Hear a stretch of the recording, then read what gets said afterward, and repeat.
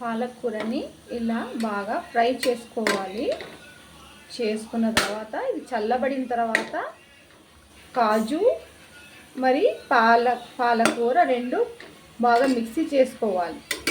పాలకూరని బాగా ఫ్రై చేసుకొని కాజు మరియు పాలకూర ఫైన్గా పేస్ట్ చేసుకోవాలి.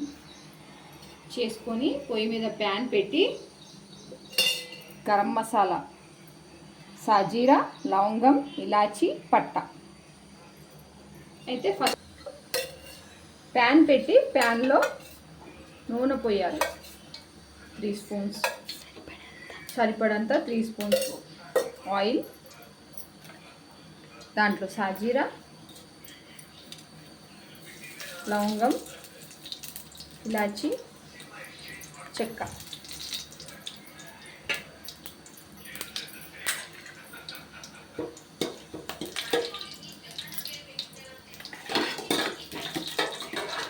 ఫ్రై చేసి దీంట్లో సన్నగా తరిగిన ఉల్లిపాయ,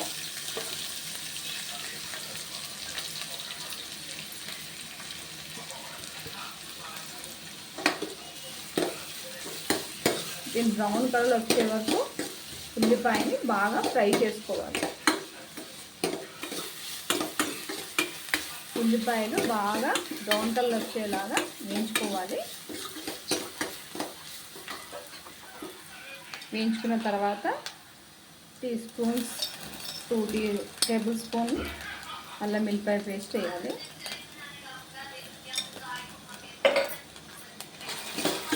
బాగా ఫ్రై చేసుకోవాలి.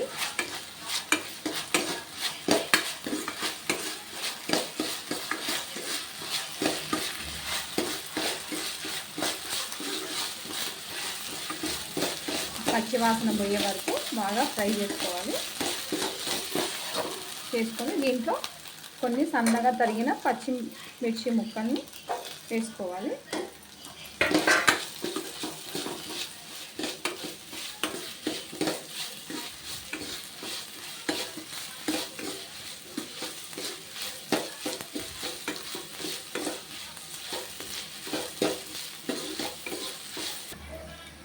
కాస్త పసుపు ఫ్రై చేసుకోవాలి.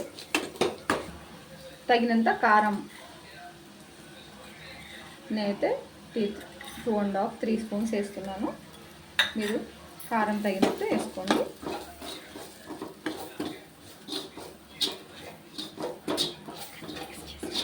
ఇలా మిక్స్ బాగా చేసుకోవాలి. 2 టేబుల్ స్పూన్స్ సాల్ట్ వేసుకుంటున్నాను.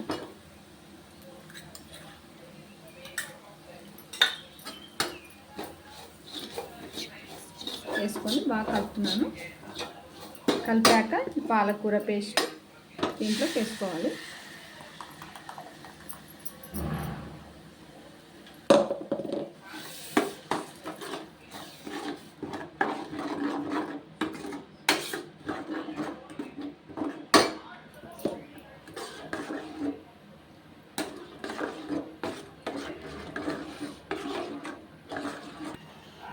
ఒక స్పూన్ ధనియాల పొడి వేసుకొని బాగా కలుపుకోవాలి.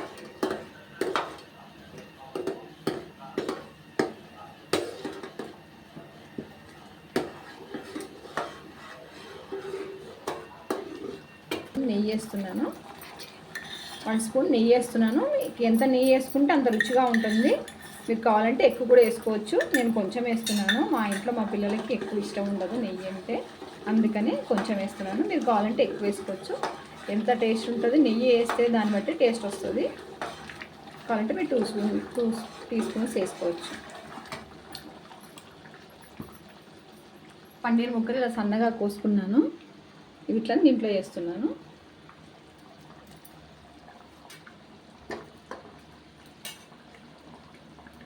ఫ్రిడ్జ్లో పెడితే ఇలా గట్టిగా అయిపోయిందండి.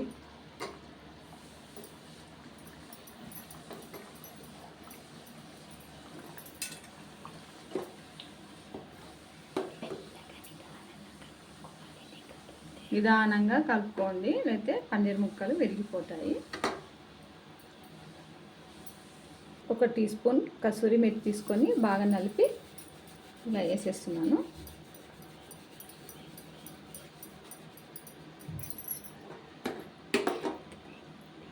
ఇలా కలపాలి. ఇలా కలిపిన తర్వాత కాసేపు మూత పెట్టి కొంచెం దగ్గర పడే వరకు చూసుకుంటూ ఉండండి, మాడిపోకుండా. ఒక 2 నిమిషాలు మూత మూసి, ఇలా 2 నిమిషాలు మూత మూసి పెట్టండి. కాస్త సిమ్లో పెట్టుకోండి, హై ఫ్లేమ్ అయితే మొత్తం మాడిపోతుంది. సన్న ఫ్లేవర్లోనే పెట్టుకోండి. మధ్య మధ్యలో చూసుకుంటూ ఉండండి. మంచి వాసన వస్తుంది, గమగమ వాసన.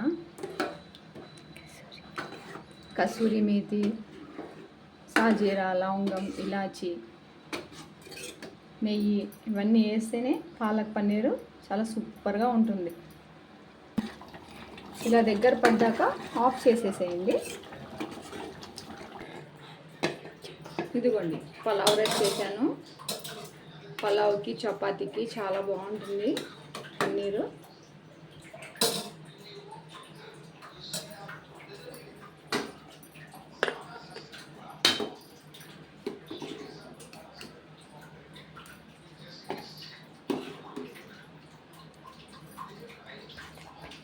పన్నీరు